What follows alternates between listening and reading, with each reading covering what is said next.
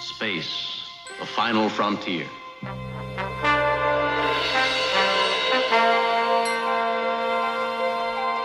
These are the voyages of the starship Enterprise. Its 5-year mission, to explore strange new worlds, to seek out new life and new civilizations, to boldly go where no man has gone before.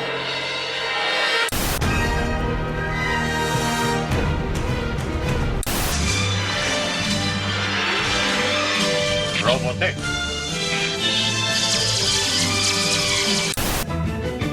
Come on now and set sail for the future. Fly the sky, oh, the lava.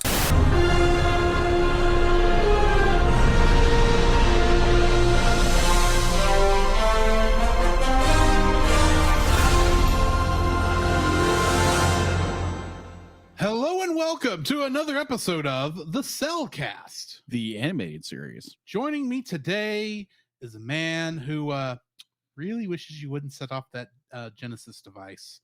Welcome, Jacob. Yeah, because we all know what happened last time. Also, to quote Plankton from an episode of SpongeBob SquarePants, coin-operated self-destruct, not one of my better ideas. Why, thank you. Let me introduce our co-host, a man who just had to hijack a starship. Welcome, Drew. But what would an ex-convict need with a starship? Wait, that's next season. I'm sorry. Yeah, today we are finishing up season 4 with episode 10 of Star Trek Lower Decks. This episode being called Old Friends and New Planets. Wow. You're not kidding. This episode was directed by Bob Suarez and written by Mae Darman. In this episode, Mariner finds herself as the hoped-for ally of the disgraced Nick Lorcano, now a megalomaniacal insurrectionist armed with a rebel fleet and a destructively planet-reforming Genesis device. Cast for this episode. Oh my and yes, gosh, the this cast. is the season finale, so we get everything. Mm-hmm. Tawny Newsome as Lieutenant Junior Grade Beckett Mariner. Jack Quaid as Lieutenant Junior Grade Brad Boimler. Noelle Wells as the Mistress of the Winter Constellations, aka Lieutenant Junior Grade Devon Attendee. Eugene Cordero as Lieutenant Junior Grade Samantha Rutherford. Gabriel Ruiz as Provisional Lieutenant Junior Grade Tallinn. Don Lewis as Captain Carol Freeman. Jerry O'Connell as Commander Jack Ransom. Fred Tatasciore as both Lieutenant Shax and Admiral Vassery. Gillian Vigman as Dr. Ta'ana. Phil Lamar as Admiral Alonzo Freeman. Jessica McKenna as Ensign Barnes. Paul Scheer as Chief Engineer Andorithio Billups. Carl Tart as Lieutenant Junior Grade Kayshawn. Paul F. Tompkins as Dr. Miglimo.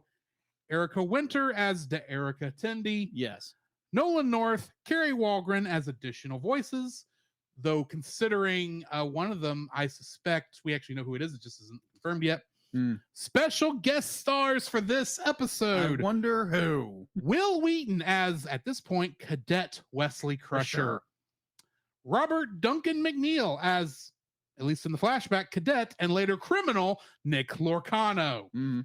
And Shannon Phil reprising her role as Cadet Sito Jaxa. She hasn't acted in 10 years. She didn't get much to do here, unfortunately. Yes, Shannon Phil reprises her role as Sito Jaxa for the first time since the Next Generation episode, Lower Decks. Yeah, I got into the trivia. Ironically. Will Wheaton reprises his role as Wesley Crusher. He last portrayed this role in the Picard episode Farewell, which was the season 2 finale. Really? Yes.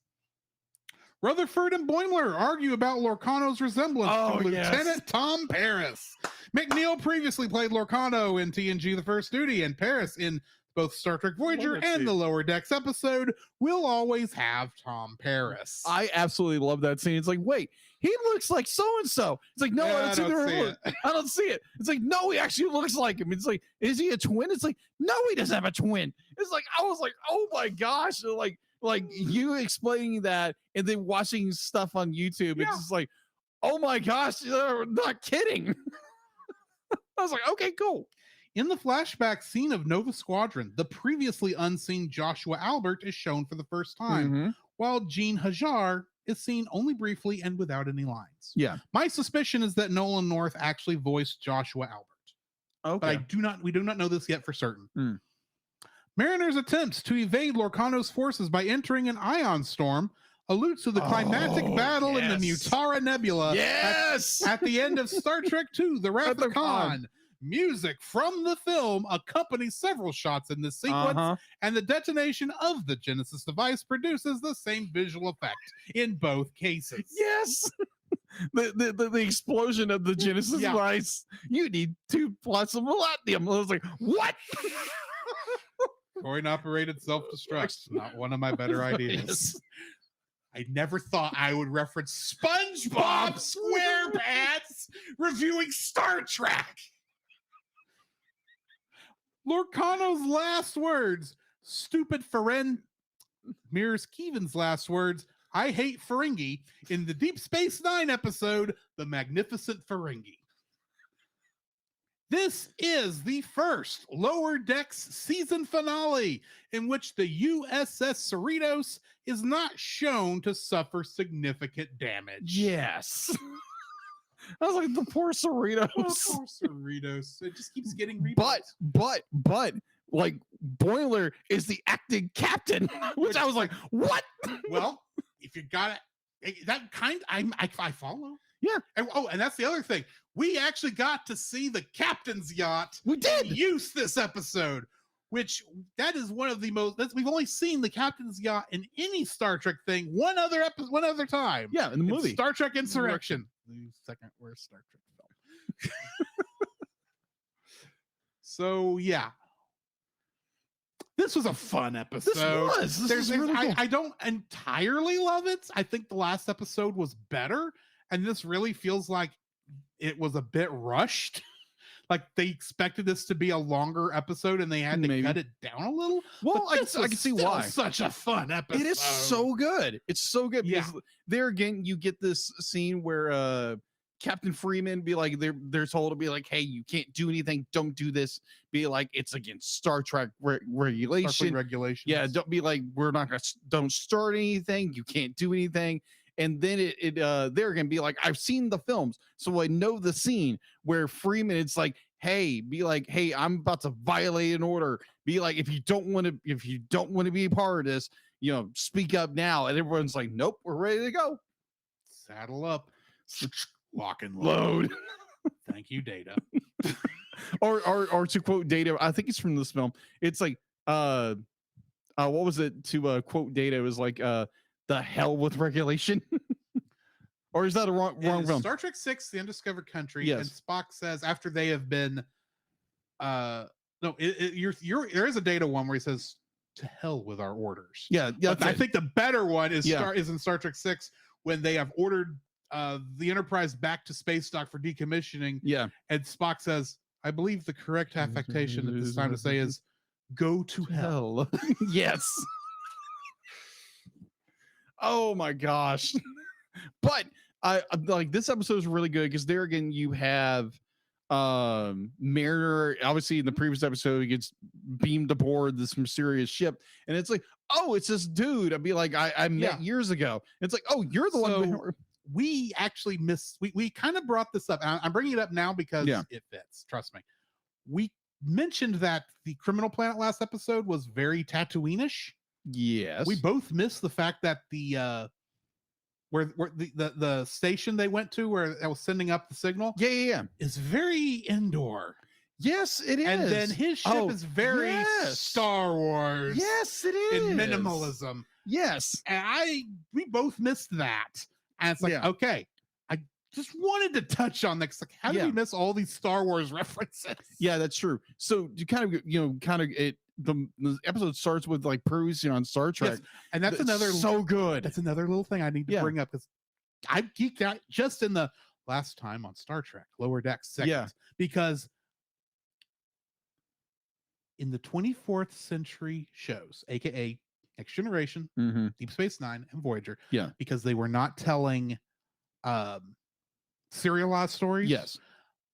Anytime they had a two-parter, it always started with previously on Star Trek, the Next Generation. Of course, being voiced by Majel Barrett in her using the computer voice. Yeah. And it always finished with, and now the conclusion. And so I watched this, and they actually do and it's not her, admittedly. So they could have just copied it and just not said Lower Decks, just said last time on Star Trek, and I would have been happy.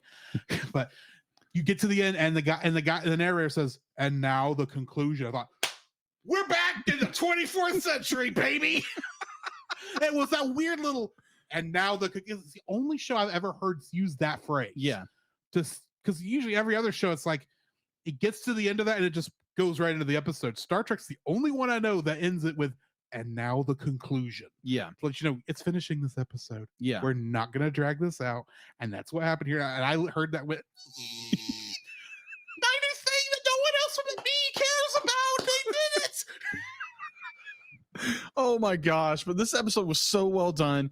It's like Mariner, it's like, okay, yeah, I'm gonna play along, and then he does this massive broadcast across all the sectors. Right, and you're sitting there going, what is she gonna say? Yeah, it's Mariner. It's Mariner. She has been a little tipsy, and this is playing into her thing. Yeah. And granted, season 3, she went with this kind of thing with the archaeologist. Yes. And she had to, do her thing to get back. And she comes in there and says, yeah, I have something to say. This guy is an idiot. Don't listen to what he says. He's crazy. It runs off with the Genesis device. I'm getting out of here with the Genesis device. You're going to be my first officer, little buddy. GD. GD. Oh my gosh, that was hilarious. And she steals a Starfleet ship with her mother's code. Yes. It's like, does it technically, can I say that does not make sense that every starship would have that thing in there, and at the same time listening going, they've done this on Star Trek before, I'll let it go.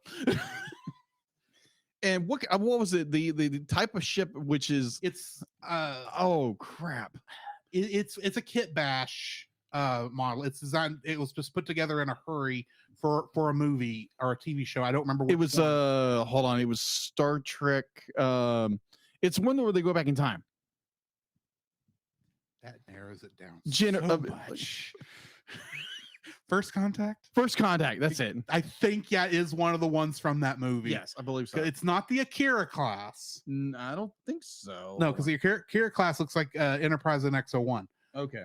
It's one of the other two that were designed. It was the last models, last three-dimensional physical models made for Star Trek. Fair. One of the last ones, but it is still a kit bash design. But yeah, they used that one. It didn't say the name of it, or at least if it did, I couldn't get a good enough shot of it to find out what the name of the ship was. But it is a small enough one. It makes sense that she would be able to pilot it by herself without Chief Engineer Montgomery Scott putting in an automation system in it that a cadet and 3 monkeys could handle her, like in Star Trek 3: The Search for Spock. Yes. It's Scotty. He can do anything, including destroy a transwarp drive. Hey, the easier it is, it's easy to destroy. It's harder to create. True. But yeah, this is a fun episode. I loved, like you said, the bit with them commenting on Larcano looking like Tom Paris. The whole thing with how Tendi gets her to give them the destroyer, even though it's broke down and can't move, so they have to tow it. Yes. And even then she still has to. Oh yeah, that's what's interesting going into the end of this is Tendi leaves the Cerritos at the end of this, and she looks longingly back on the Cerritos, and then she kind of morphs into what I'm assuming is her mistress persona. She's got that evil, I am the pirate queen kind of look about. Well, I would say even go further with that. I think it was more when you get this, be like, okay, Captain Beckett, it's not Beckett or Freeman. Captain Freeman is like, she's unlocked the pad, and then Tendi bumps up, be like, hey, if I return, and you're gonna give us a ship. And it's just like, okay, she's giving herself up in order to make this mission successful. And I'm like, wow, okay, that's awesome. And going back to what you were saying, but like she's looking back as the Cerritos is leaving, like she kind of composed herself, says, okay, I can do this. And she has this confidence now. But she kind of morphs into not just the Tendi we normally see when she's confident. This was almost evil. It's a gear shift. It was almost like if you didn't know Tendi better, you think she would have just turned on everybody. Mm-hmm.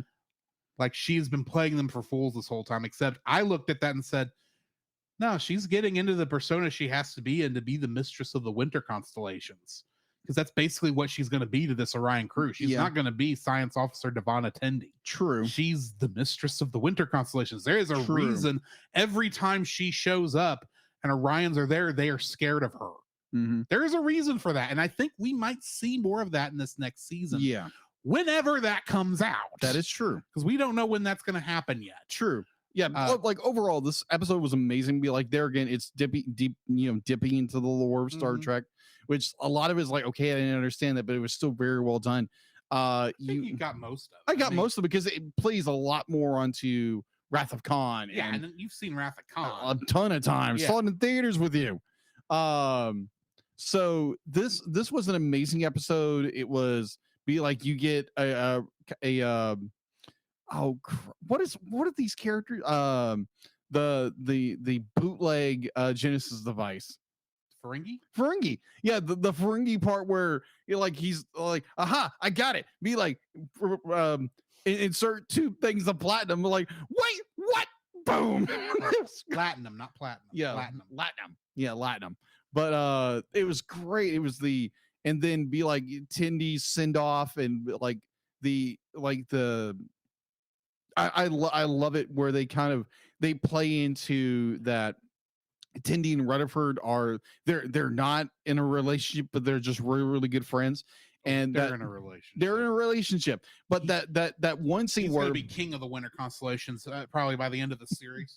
But the point where they're like, oh yeah, it's gonna be great. Be like, and Rutherford, it's like, yeah, we're gonna do this. And the last time we see him, he kind of ducks his head like he's defeated.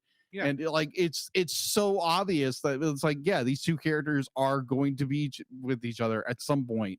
But it was such a great little nod to the audience. It's like, yeah, Rutherford's not taking this well.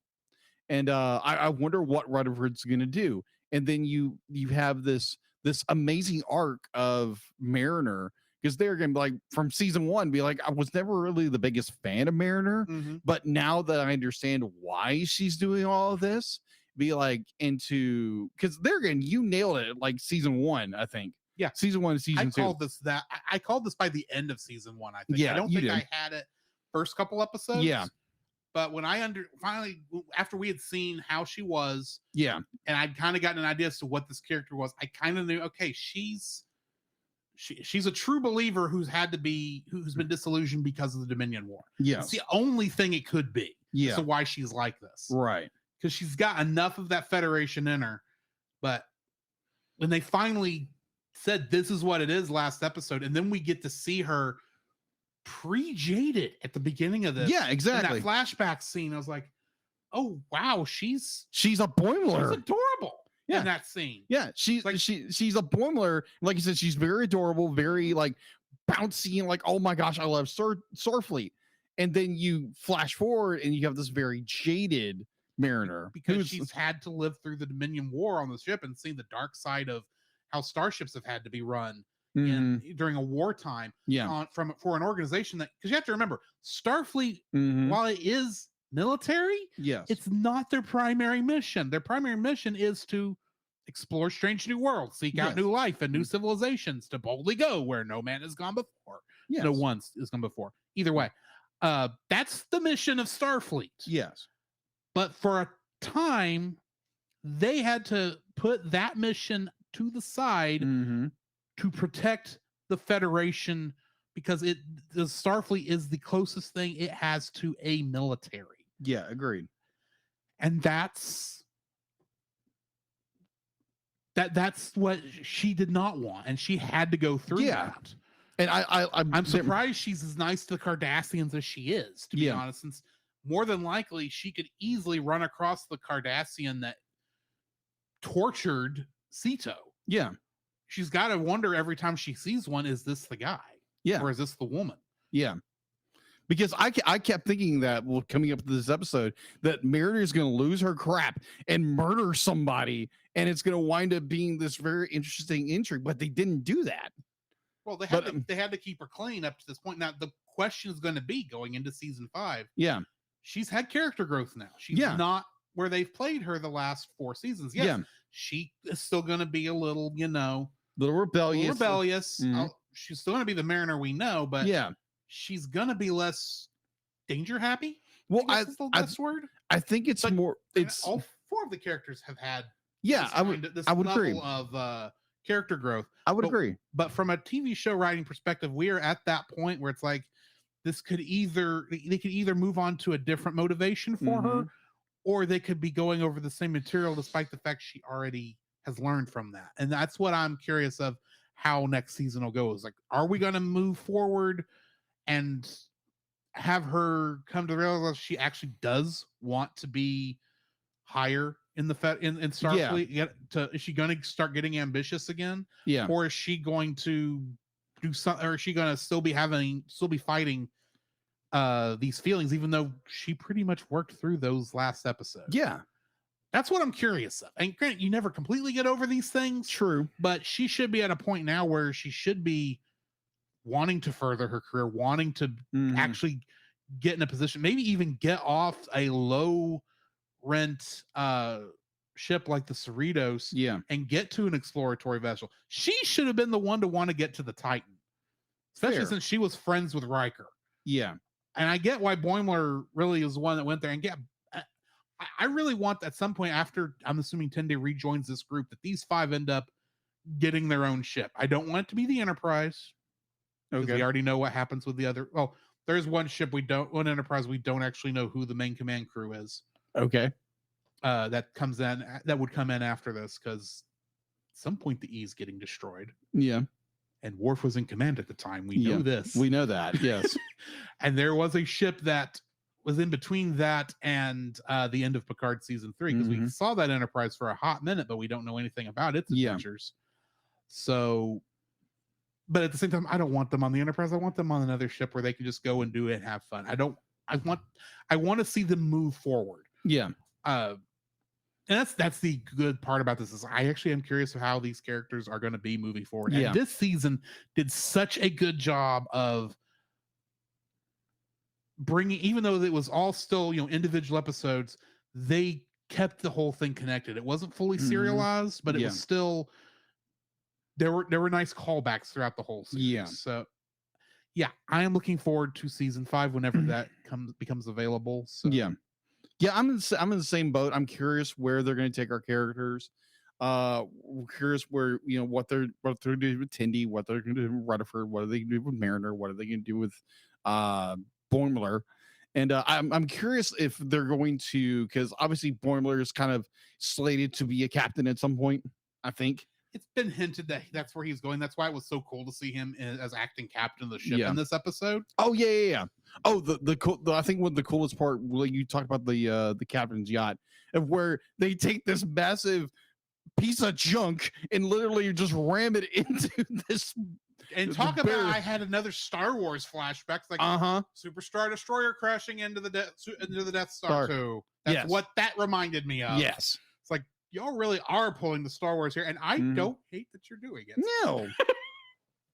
But it was, oh my gosh, it was so well done. And because I kept thinking, it was like, where's Captain Freeman? Where's this away team? I'm like, do not tell me they sacrificed and get this thing over there. But nope, they just pull around the yacht. I was like, wow, that was really good. It was an amazing episode. And I am genuinely curious now what they're gonna do.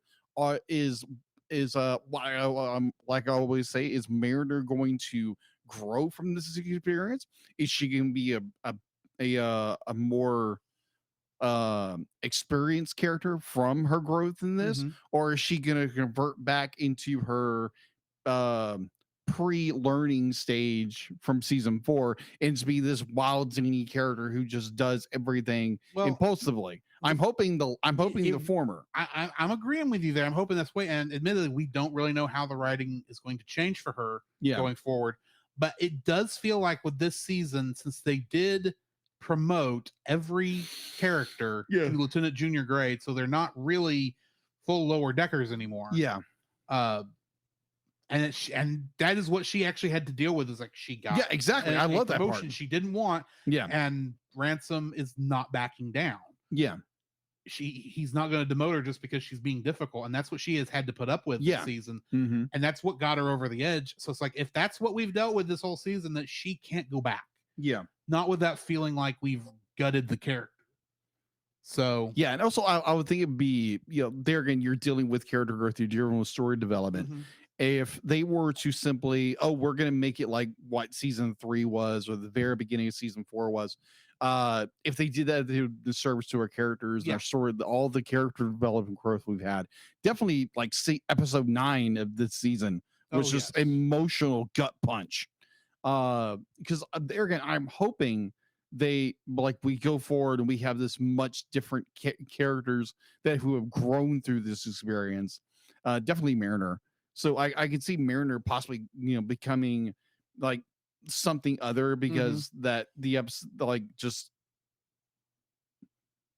booyah episode of 9, and then you get 10, and I'm looking forward to whenever it's going to happen. Hopefully, preferably the strikes are get done really fast where we can have more stuff come out, and I'm looking forward to it. And I'm this season has made me more excited about Star Trek than I've ever been with Star Trek, and it's been a nice journey. And thank you for introducing it and telling me like oh, we're gonna watch this, and from episode 1 to like, oh my gosh, this is based off this, and the guy who wrote this is a part of this. I'm like, ugh. And now we're in season 4 at the end of season, the end of season 4. And I'm like, wow, this is really good. And now you understand why I like Star Trek. Yes, I do. I do. And granted, I think you understood it before because you'd seen the movies, but the movies are different. Yes, than the show is. Yes. And that's always been my issue with the movies, is like, they're not really a good representation of what Star Trek is supposed to be. Yeah. But they are part of it, because it does do that sort of thing. And I do love the movies too. Yes. But yeah. Did you get? I'll let you borrow those 2 Blu-rays. Yeah, I never got a chance. You've been busy. I get it. Yeah. I am curious what you think when you watch those 2 episodes. I'm not saying we should review it for the show, but I am curious. Okay. Because I did rewatch those 2 episodes. I got you. In the last week, because it's like, well, I said you should, so I did. And I remember thinking, wow, they don't write the TV like this anymore. No, they really don't. No, it's that good. Yeah. Because they're gonna be like, you look at it, like, you take those seasons, they were like 24, 30 episodes. 24 episodes. Star Trek The Next Generation is 7 seasons of 24 episodes a piece. Yeah. It's long. Yeah. But every one of those episodes, even when they're bad, you don't regret watching the episode. Yeah. Yeah. You do have to deal with episodes such as Wesley Crusher is going to get executed because he tripped and stepped on a flower. Good night, that episode exists. Yes. Or Dr. Crusher falling in love with the ghost of a dead Irishman. Wow. On another planet that her mother was also in love with. Okay, then. Like I said, there's bad episodes. Yeah. But you also get stuff like Lower Decks and The First Duty and Best of Both Worlds. But yeah. Yeah. So yeah, looking forward to season 5 whenever that comes out. And we might want to maybe find a filler until then. I don't know. I don't know if we'll talk about it. Yeah. In my mind, it's like we would take a break for the secondary TAS. Yeah. Because the main reason we're doing it like this is because it's, we wanted to do it as the episodes were coming out. Yeah. Even though I got behind in releasing, but that's fine. Yeah, it happens. we'll talk about it. I know at some point, whether it's on this TAS or the one during the segment on the show, I do want to go over the original animated series. Okay. 'Cause it's only like 28 episodes total. Yeah. It's not that long. So but two seasons of Lower Decks. Basically. And they're just half hour, and some of them are goofy because it's the animated series. It's a Saturday morning cartoon made by the makers of He-Man. The fact that there's actually some good stories in there is like, I'm not saying He-Man was bad, don't get me wrong. Yeah. But the fact that there's actually some like adult stories in this is amazing. And it's like, I do want to do that at some point.